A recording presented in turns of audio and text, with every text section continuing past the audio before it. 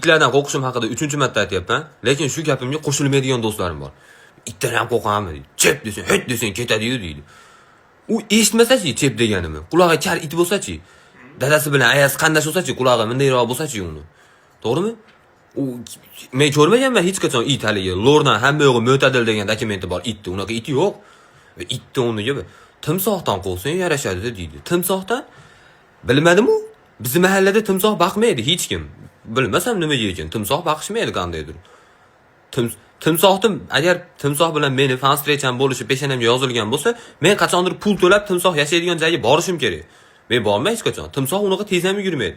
O'zbekistonda timsohga oid eng qimmat eshitishingiz mumkin bo'lgan narsa bu timsohli pijak. U ham haligi timsoh qotilligini puliga zakaz qila oladigan darajada puli bor odamlar zakaz qiladi. Men qada unaqa materiallar, men eshitgan eng qimmat material pombalq. U timsohli material, oho.